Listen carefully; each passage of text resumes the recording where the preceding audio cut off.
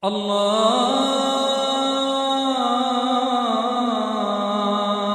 أكبر الله أكبر الله أكبر الله إن الحمد لله نحمده ونستعينه ونستغفره ونعوذ بالله من شرور أنفسنا ومن سيئات أعمالنا من يهده الله فلا مضل له ومن يضلل فلا هادي له وأشهد أن لا إله إلا الله وحده لا شريك له وأشهد أن محمدا عبده ورسوله.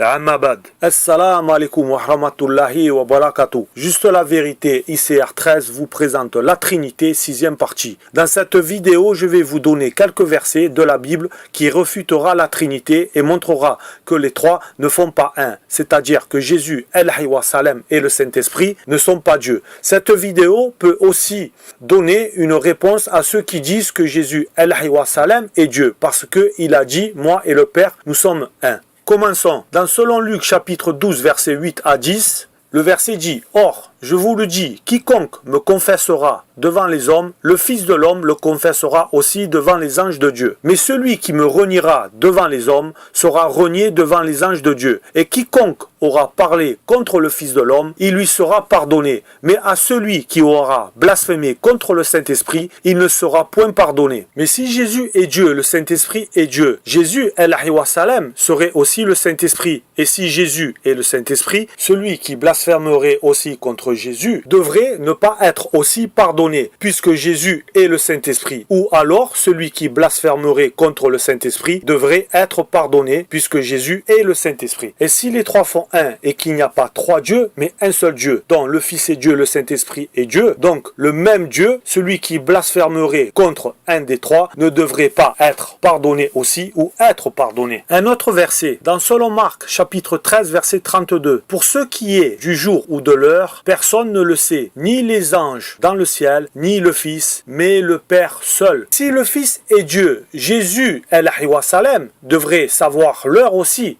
et ainsi que le Saint-Esprit. D'autant plus que si Jésus, El-Hayy wa Salem, était rempli du Saint-Esprit, celui-ci ne lui aurait pas alors dit, là du coup, il n'est plus le Saint-Esprit et n'a pas en lui le Saint-Esprit, à moins qu'il ne le savait pas. Résultat, le Saint-Esprit et Jésus ne savaient ni le jour ni l'heure. Montre que le Saint-Esprit n'est pas Dieu, le Fils n'est pas Dieu, car si les trois sont Dieu, les trois doivent obligatoirement savoir le jour et l'heure. À noter que le Saint-Esprit pourrait être un ange, comme l'ange d'Ibril, El-Hayy wa Salem. Car dans le verset, il est écrit que ni les anges le savent. Dans Jean, chapitre 6, verset 38, Jésus, El-Hayy wa Salem, dit « Car je suis descendu du ciel pour faire non ma volonté, mais la volonté de celui qui m'a envoyé. Si les trois font un, les trois doivent avoir la même volonté. Or, la volonté vient de Dieu seul, ni de Jésus qui le dit lui-même, ni du Saint-Esprit. Jésus, El-Hayy wa Salem, dans ce verset, vous contredit directement.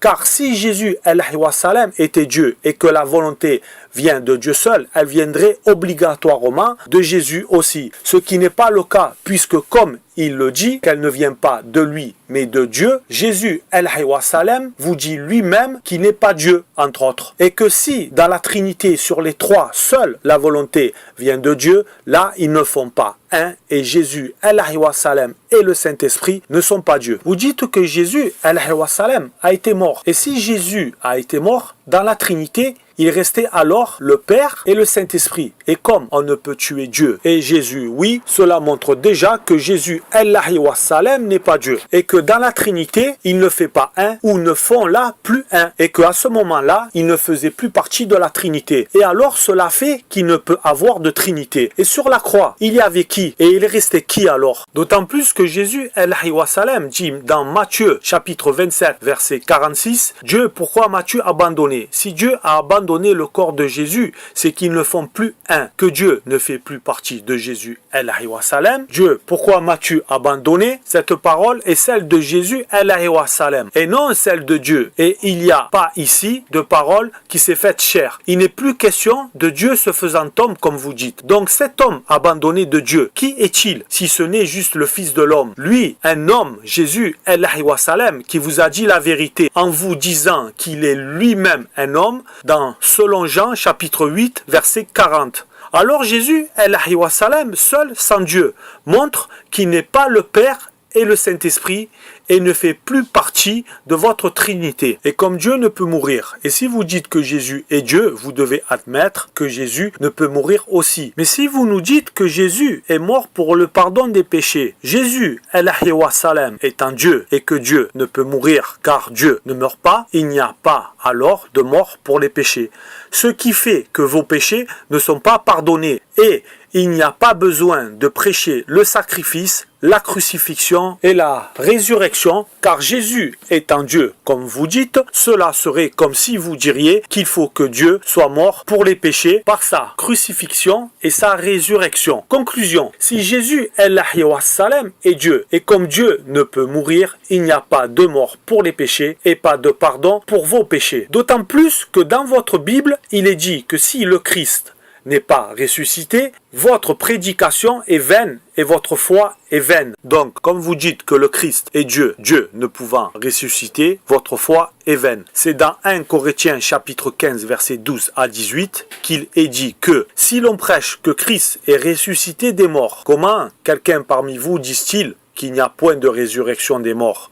S'il n'y a point de résurrection des morts, Christ non plus n'est pas ressuscité. Et si Christ n'est pas ressuscité, notre prédication est donc vaine et votre foi est vaine. Alors, ce qui fait plutôt que si vous dites que Christ est Dieu, il ne peut être alors ressuscité, car Dieu ne peut ressusciter. Donc Dieu ne pouvant ressusciter, votre prédication et votre foi aussi est vaine. Je continue la suite de 1 Corinthiens chapitre 15, versets 12 à 18. Qui dit, il se trouve même que nous sommes de faux témoins à l'égard de Dieu, puisque nous avons témoigné contre Dieu qu'il a ressuscité Christ, tandis que qu'il ne l'aurait pas ressuscité, si les morts ne ressuscitent point, écoutez bien là, car si les morts ne ressuscitent point, Christ non plus n'est pas ressuscité. Et si Christ n'est pas ressuscité, votre foi est vaine, vous êtes encore dans vos péchés. Et par conséquent, aussi ceux qui sont morts en Christ sont perdus. Rectifions encore les versets en allant dans votre sens, à savoir que Jésus, Allahi wa salam, est Dieu, comme vous dites. Les versets 16 à 18 pourraient dire alors, car si Dieu ne ressuscite point, Christ, entre parenthèses étant Dieu, non plus, n'est pas ressuscité et ne peut ressusciter. Et si Christ, qui est Dieu, n'est pas ressuscité, votre foi est vaine, vous êtes encore dans vos péchés. Et par conséquent aussi, ceux qui sont morts en Christ sont perdus. Finalement, je le rappelle après réflexion que si vous nous dites que pour avoir le paradis et être sauvé, il faut croire que Jésus, Allahi wa salam, est mort pour nos péchés en se faisant crucifier sur la croix, et en même temps vous nous dites que Jésus est Dieu et que vu que Dieu ne peut mourir car on ne peut tuer Dieu, donc Jésus étant Dieu, il ne peut alors pas mourir. Et si il ne peut mourir, ça fait qu'il n'y a pas mort pour vos péchés, pas de mort sur la croix. Et si il n'est pas mort sur la croix pour vos péchés, cela fait que vous êtes perdus. Vous êtes ni pardonnés et vous ne pouvez ni avoir le paradis de cette façon. Sinon, ça serait que, en croyant à la crucifixion de Jésus, Allahi wa salam, ça serait comme si vous croyez à la crucifixion de Dieu. Vu que vous dites que Jésus est Dieu, vous êtes alors perdu. Car, ou vous dites que Jésus est Dieu, et alors vous devez accepter que Dieu a été mort, et cela même, je ne pense pas que vous le diriez, ce qui fait que vous vous mettez en contradiction avec vos propos. Et de plus, comme il est dit dans votre Bible, dans 1 Corinthiens chapitre 15, versets 12 à 18, que si Christ n'est pas mort, vous n'avez rien à croire et que votre foi est vaine, sachant que ce n'était pas lui sur la croix et qu'il n'est pas mort, comme le dit le Coran, sourate 4, verset 157. Cela fait encore une fois que votre salut devient caduque. Et même si Jésus, Allahi wa salam, est Saint-Esprit ou Fils, car étant Fils, il doit être de même essence de Dieu. Il doit être comme le Père. Le Père ne pouvant mourir, le Fils qui est comme le Père ne pouvant pas mourir aussi. Donc, encore, pas de mort pour les péchés et dans tous les sens, il ne devrait pas aussi avoir de pardon. Si le pardon et le paradis s'obstiennent par la croyance que Jésus Allahi wa salam est mort sur la croix pour nos péchés et que c'est par la mort sur la croix qu'il y a le pardon, le salut, etc. Et en ce qui concerne la Trinité, comme vous dites, le Père est Dieu, le Fils est Dieu, le Saint-Esprit est Dieu, mais il n'y a pas trois dieux, mais un seul Dieu, ce qui fait que si les trois sont pareils et font un et même Dieu, ce qui fait que si Jésus Allahi wa salam a été mort, comme vous le dites, les trois doivent être morts aussi. Et là, c'est votre Trinité qui est plutôt morte. Et vous ne devriez plus avoir à l'invoquer. Il est dit aussi, maudit est quiconque est pendu au bois. Alors attention, par les versets que je vais citer, je ne cherche pas à choquer ou à blesser qui que ce soit, mais juste vous faire raisonner et que peut-être cela vous permettra de vous remettre en question, car je vais aller dans votre sens. Dans Deutéronome, chapitre 21, versets 22 à 23, il est écrit « Si l'on fait mourir un homme qui a commis un crime digne de mort et que tu l'aies pendu à un bois, son cadavre ne passera point la nuit sur le bois, mais tu l'enterreras le jour même, car celui qui est pendu est un objet de malédiction auprès de Dieu, et tu ne souilleras point le pays de l'Éternel, ton Dieu, te donne pour héritage. » Il est écrit car celui qui est pendu est un objet de malédiction auprès de Dieu. Donc Jésus, Allahi wa salam, qui a été, comme vous le dites, pendu au bois, est alors devenu un objet de malédiction. Cela est même rapporté par votre Paul, l'apôtre des païens, que vous suivez, qui dit dans Galates, chapitre 3, verset 13. Christ nous a rachetés de la malédiction de la loi, étant devenu malédiction pour nous, car il est écrit « Maudit est quiconque est pendu au bois ». Paul dit que Jésus, Allahi wa salam, est devenu malédiction pour vous, subhanallah, car il est écrit « Maudit est quiconque est pendu au bois ». Moi, je ne peux admettre que notre prophète Jésus, Isa, Allahi wa salam, fils de Marie, est un objet de malédiction. Et de toute façon, et je le répète encore une fois, vu que dans le Coran, sourate 4, verset 157, ce n'est pas lui qui a été pendu au bois, il ne peut dans tous les cas être un objet de malédiction ainsi qu'un être de souffrance par la crucifixion.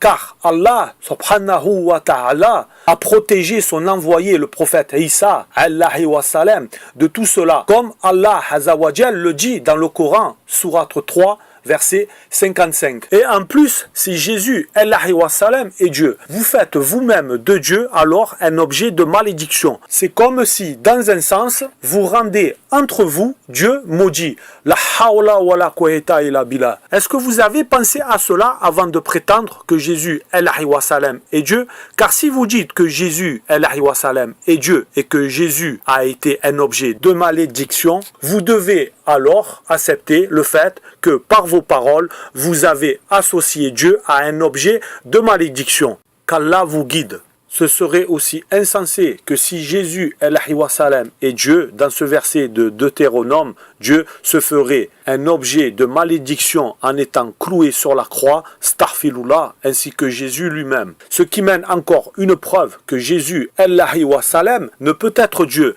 Dire le contraire serait d'assembler à Dieu toutes sortes d'images, ce qui ferait que rabaisser le Créateur de toutes choses à la créature et de l'égaler à celle-ci. Je vous rappelle, d'après votre Bible, nul est égal à Allah subhanahu wa ta'ala. Ésaïe, chapitre 46, verset 9. Et pour en revenir de nouveau à la Trinité, comme vous le dites, le Père est Dieu, le Fils est Dieu, le Saint-Esprit est Dieu, les trois étant le même Dieu, fait que si un est maudit, les trois devraient être aussi maudits.